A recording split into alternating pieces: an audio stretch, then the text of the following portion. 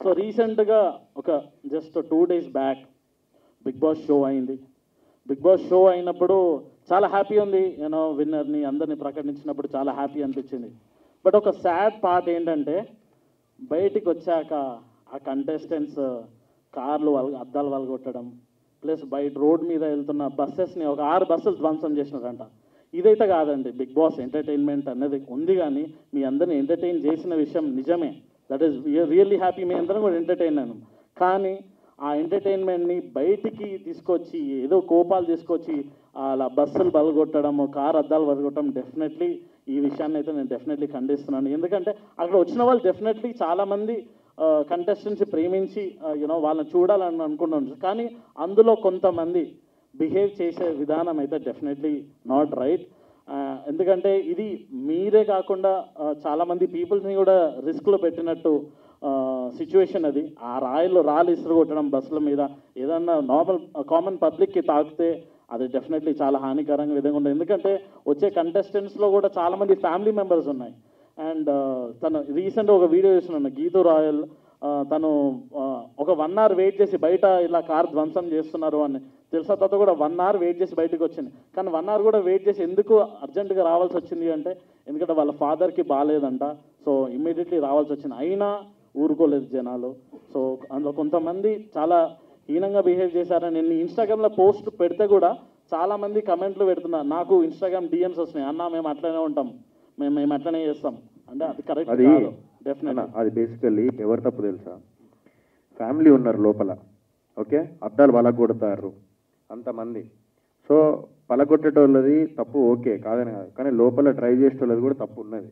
ఎందుకంటే వాళ్ళు reverse gear వేసి బర్రను పోయి గుద్ది మళ్ళీ ఫ్రంట్ గేర్ వేసి ముంగటోళ్ళని కూడా గుద్ది పడేసుకుంటూ పోతే అప్పుడు సొసైటీ బాగుంటుంది. యాక్చువల్లీ సైలెంట్గా ఉండకుండా నేనైతే అదే చేస్తుండే. నా కారుని అద్దం పలగొడితే వాళ్ళ బద్దలు వలుగుతాయి.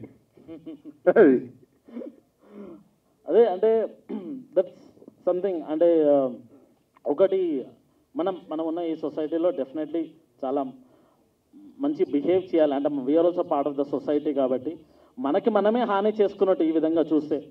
అండ్ ఇవన్నిటిని కూడా మనం జాగ్రత్తగా యూనో మనం అంటే ఒకవేళ మీరు అక్కడ ఉండనైతే అలాంటి పనులు చేసే వాళ్ళని కూడా ఆపితే బాగుండేదేమో అని అనిపించింది. So let's condemn this act and ఇంకోసారి ఇలా జరగకుండా డెఫినెట్లీ మీ అందరిని కూడా రిక్వెస్ట్ చేస్తున్నాను. అండ్ ఉంటే చూస్తే కూడా ఎంకరేజ్ చేయకండి. అండ్ బిగ్ బాస్ని ఎంటర్టైన్మెంట్గా తీసుకోండి. Thank you. బిగ్ బాస్ నుంచి బయటికి వచ్చారా మీరు ఇప్పటికైనా? వచ్చానండి, వచ్చారా? వచ్చేసి 1 week అయిపోయింది. అలా కాదు, అంటే మీరు బిగ్ బాస్ నుంచి వచ్చిన తర్వాత అదే మైండ్ సెట్ లో ఉన్నారన్నారు కదా, మైండ్ సెట్ నుంచి బయటకు వచ్చారు? ఎస్ అండి, బయటకు వచ్చేసా బిగ్ బాస్ నుంచి కంప్లీట్ గా. యా, ఎప్పుడైతే ఆ సిచ్యువేషన్ జరిగిందో, అంటే బిగ్ బాస్ తర్వాత విన్నర్ అయిన తర్వాత బయట సిచ్యువేషన్స్ అన్ని మీరు చూసారు కదా, కార్ గ్లాస్ బ్రేక్ చేయడం, ఇలాంటి సిచ్యువేషన్స్ మీ రియాక్షన్ కోసం చాలా మంది వెయిట్ చేశారు. అసలు ఆ సిచ్యువేషన్ గురించి ఏం చెప్తారు మీరు? ఫస్ట్ ఆఫ్ ఆల్ అలా చేయడమే రాంగ్. ఇంకోటి ఏంటంటే వేరే వాళ్ళు కార్కి బ్రేక్ చేసిన తర్వాత అక్కడ ఇది శోభా శెట్టి కార్ని ఇలా చేశారు, ఇలా సఫర్ అవుతున్నారు అనేసి ఇన్స్టాలో పెట్టడం వల్ల బెంగళూరులో ఉన్న నా ఫ్యామిలీ చూసి నైట్కి నైట్ కాల్ చేసి వాళ్ళు చాలా సఫర్ అవుతున్నారండి. మీరు ఈజీగా చేసేస్తున్నారు, అదే ప్రతి ఒక్కరు చెప్తున్నారు మాకంటూ ఒక ఫ్యామిలీ ఉంది, మా ఇంట్లో కూడా పేరెంట్స్ ఉన్నారు, వాళ్ళు చాలా సఫర్ అవుతున్నారు. We are respect. ఒకవేళ మీరు మాకు అభిమానం చూపిస్తే నిజంగా వీఆర్ గ్రేట్ఫుల్ అండి. అంతకన్నా ఎక్కువ మాకేం వద్దు, నిజంగా మేము కూడా అంతే అభిమానిస్తాము మిమ్మల్ని. కానీ లోపల జరిగింది మీరు ఇంకా బయటికి వచ్చిన తర్వాత దాన్ని రివెంజ్గా పెట్టుకొని ఒకరిని టార్గెట్ చేసి కొట్టడం అనేది it's not at all correct అండి. ప్లీజ్ ఎవరైతే చేశారో మీకే చెప్తున్నాను, దయచేసి అర్థం చేసుకోండి. మాకంటూ ఫ్యామిలీ ఉంది, మనం మాత్రమే కాదు ఫ్యామిలీ కూడా సఫర్ అవుతారు. ఏది చేసినా సరే చూసుకొని చేయండి. బికాజ్ ఇంట్లో ఏదైతే జరిగిందో ఇంట్లో వరకు మాత్రమే, బయటికి వచ్చిన తర్వాత మేమందరూ చాలా బాగున్నాం. అక్కడ మీరు ఏదైతే చూస్తారో కొన్ని ఫైట్స్ అవన్నీ ఓన్లీ అక్కడి వరకే, బయటకు వచ్చిన తర్వాత మేమందరూ చాలా బాగున్నాం. ప్లీజ్ అది అర్థం చేసుకోండి, నెక్స్ట్ టైం ఎవరికి ఇలా చేయకండి అంతే. ఇక్కడికి వచ్చినందుకు థ్యాంక్ యూ. సో మా నోయల్ అన్నకి, రోల్ రైడ్ అన్నకి ఇక్కడ చెప్పడం మర్చిపోయినా, యాక్చువల్లీ పుత్రోత్సాహం అంటారు కదా, నాకు అది అనిపిస్తుంది. Thank you. So thank you so much Mehaboob, thank you. Uday master, Noel అన్న, రోల్ రైడ్ అన్న, ప్రతీష గారు and Shobha so congrats. Top seven కదా, టాప్ 7లో రావడం అనేది చిన్న విషయం కాదు. ఎంత ఫైట్ చేస్తే లోపల అది అంటే మనం అనుకుంటాం బయట బిగ్ బాస్ షో చూసినప్పుడు లోపల లొల్లి పంచాయతీలు అవి ఇవి అవుతూ ఉంటాయి. చిన్న లాజిక్, మనం బ్యాచిలర్గా ఉన్నప్పుడు ఇక్కడ బ్యాచిలర్గా ఎంతమంది లైఫ్ లీడ్ చేసారు? బ్యాచిలర్గా ఇంతకుముందు ఒక రూమ్లో ఉండి ఫ్రెండ్స్ అది ఇది. ఒక గిన్నె దోమకపోతేనే అరే ఆడు చూసినా, అరే గిన్నె దోమలేడు ఈరోజు ఆడు దోమాలరా అని చెప్పేసి ప్లేట్లు పట్టుకొని కొట్లాడుకుంటారు ఫ్రెండ్సే ఒక 1 month నందుకు.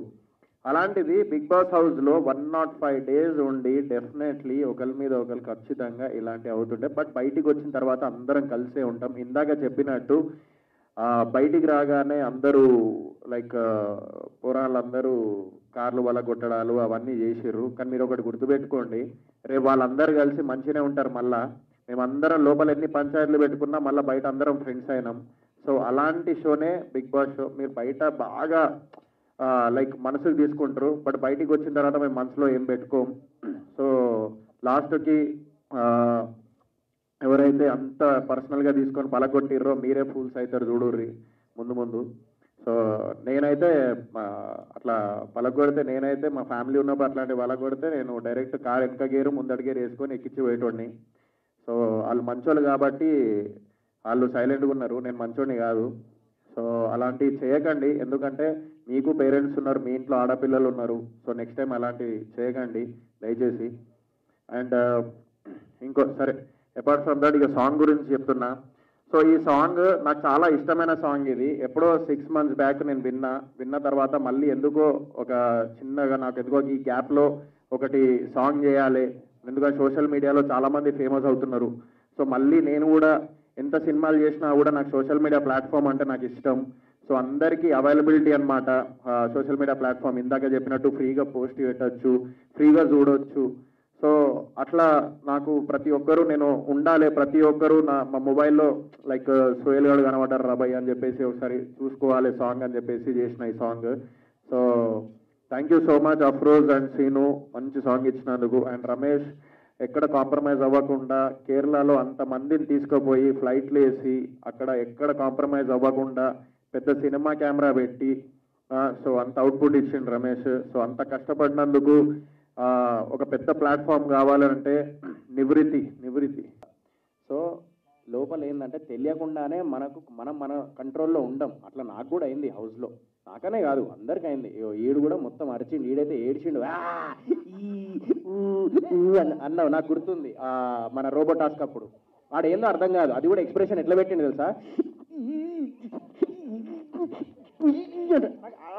అంటే బేసికల్ నాకు అర్థం కాలేదు. అంటే అలా అయిపోతుంది అది తెలియకుండానే.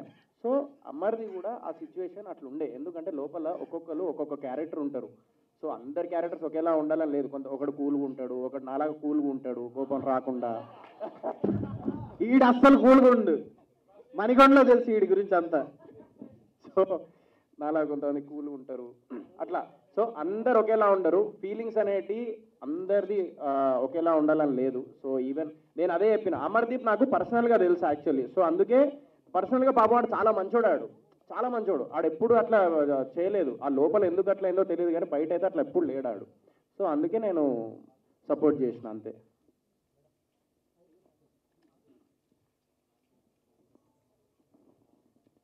సుహేల్ గారు అన్న వెళ్ళాక మీరు నేనైతే ఎక్కించుకొని పోయేవాడిని కారు అన్నారు కదా అన్న, అంటే మీరు మరి వైలెన్స్ మీలాంటి వాళ్ళు అలా మాట్లాడటం అంటే ఒక్కటన్నా వైలెన్స్ అనేది పక్కన పెడితే ఇప్పుడు లోపల నా ఫ్యామిలీ ఉన్నదనుకో అన్న, అద్దాలు వలగొట్టేటప్పుడు ఆ అద్దం వచ్చి కళ్ళలో పడ్డది అనుకోండి అన్న, కన్ను పోతుంది.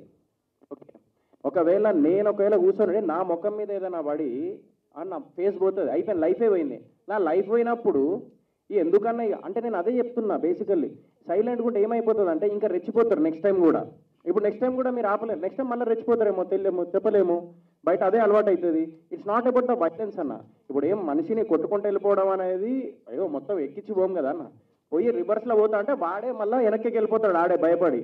ఎందుకంటే వాడు నడుచుకుంటూ వచ్చేటోనికి అంత ఉంటే మనం కార్లు వేసి గేర్లు వేసి గట్టిగా గుద్దుతో ఎట్లుంటే అంటే గట్టిగా పోతాడు ఎట్లుంటే ఉంటాడు ఆడ మనిషి, సైడ్కి వెళ్ళిపోతాడు. నేను అదే చెప్పిన 100% అన్న. లేకపోతే సొసైటీలో ఎట్లుంటుంది అంటే మనము ఒకటే లైఫ్ అన్న బతికేది, క్వశ్చన్కి ఆన్సర్ ఇవ్వడమే మన లైఫ్. లేదంటే ఆ క్వశ్చన్ అది వస్తూనే ఉంటుంది, అట్లాంటివి అయితేనే ఉంటాయి. ఇప్పుడు మీరు క్వశ్చన్ వేసారు, నేను ఆన్సర్ ఇచ్చిన. యాక్షన్కి రియాక్షన్ ఉంది, డెఫినెట్లీ యాక్షన్కి రియాక్షన్ ఉండాలన్న నా దృష్టిలో అయితే. అది ఇట్స్ నాట్ అబౌట్ వైలెన్స్. ఎదుటోడు వైలెన్స్ చేస్తూ ఉంటే నేను సైలెంట్గా కూర్చుంటే మనకు అలవాటు అవుతుంది, అది నెక్స్ట్ టైం చేస్తాడు. ఇప్పుడు ఎంతమందిని అని చెప్పేసి ఇది చేస్తారు. డెఫినెట్ నా ఫ్యామిలీ ఉంది, లేడీస్ ఉన్నారు, నాకు నా పేరెంట్స్ కంటే నా ఫ్యామిలీస్ కంటే ఎక్కువ ఎవరు కాదు. ఆ టైంలో నాకు ఎవ్వడు కనబడాడు, కానీ చెప్తా నేను. అదన్న నేను చెప్పేది.